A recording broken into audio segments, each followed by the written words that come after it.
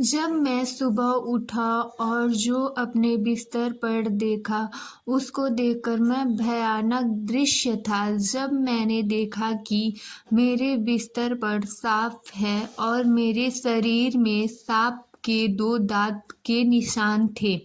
Hello, मेरा नाम है शिवम राजपूत और मुझे एक लड़की से प्रेम हो गया। मैंने उससे शादी की और ज़िंदगी में खुश रहने लगा। लेकिन ऐसा मेरे साथ क्या हुआ कि जो मुझे अंदर से तोड़ कर रख दिया। मुझे कई दिनों से अपनी पत्नी के व्यवहार में कुछ बदलाव दिख रहा था, जो मुझे उस पर शक करने के लिए मजबूर कर रहा था। मुझे ऐसा लग रहा था कि मैं अपने ही घर में अपने जान के दुश्मनों से बच रहा हूँ। लेकिन एक दिन ऐसा हुआ जो मुझे चौंका कर रख दिया और मेरे कुछ इस बात को बताने से पहले ही मेरी पत्नी रो रही थी। जब मैं उठकर उसे यह बात बताने गया तो मैंने देखा वह मुझे देखकर चौंक गई। लेकिन मुझे यह सुनकर और आश्चर्य हुआ कि जब उसने कहा कि आप जिंदा हो, तब मैंने बोला मुझे क्या होगा।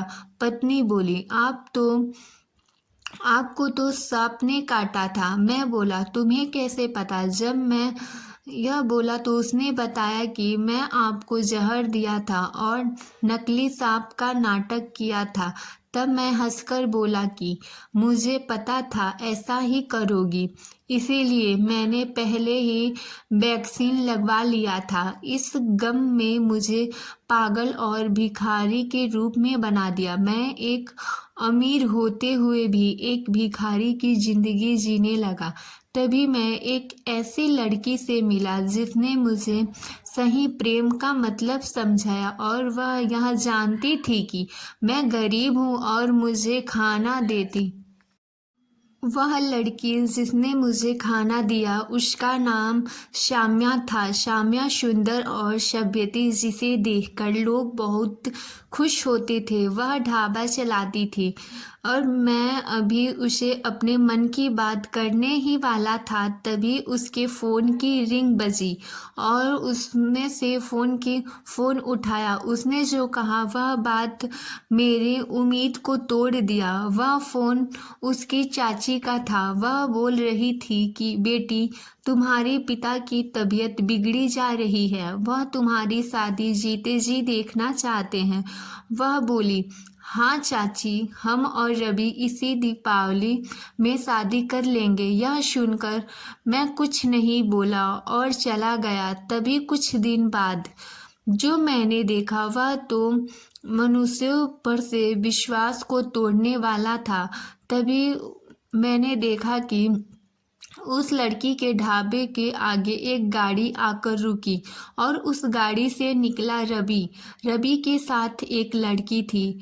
यह सब देखकर रिया सामने आई और बोली, रवि, आपने तो हमसे दीपावली पर शादी कर लेने को कहा था। यह सुनकर रवि बोला, हम क्या शादी कर रहे हैं। यह सुनकर साम्या सोचने लग गई और बोली, क्या तुम मुझसे शादी नहीं करोगी। मैं यह सब सड़क पर से खड़ा होकर देख रहा था। तभी उस लड़के ने कहा, मैं रश्मि से प्यार करता हूँ, तुझसे नहीं। तभी मैं उठा और बोला, शाम्या, अगर तुम्हें इतराज नहीं हो तो तुम क्या मुझसे शादी करोगी। शाम्या बोली, हाँ करूँगी। मैं उसे बताया कि मैं एक गरीब नहीं हूँ, यह तो मेरे पत्नी के धोखे ने मुझे ऐसा बना दिया है। कहानी यहीं पे समाप्त होती है। आप लोगों को कहानी से यह शिक्षा मिलती है कि अगर आप लोगों से प्रेम करते हैं तो उसके शारीरिक सुंदरता से नहीं बल्कि उसके व्यवहार और शापनियत से करें। अगर आप लोग का हमारा वीडियो अच्छा लगा हो तो आप लोग हमारे चैनल को सब्सक्राइब और वीडियो को लाइक कीजिए और ज़्यादा से ज़्यादा हमारे वीडियो को शेयर कीजिए। धन्यवाद।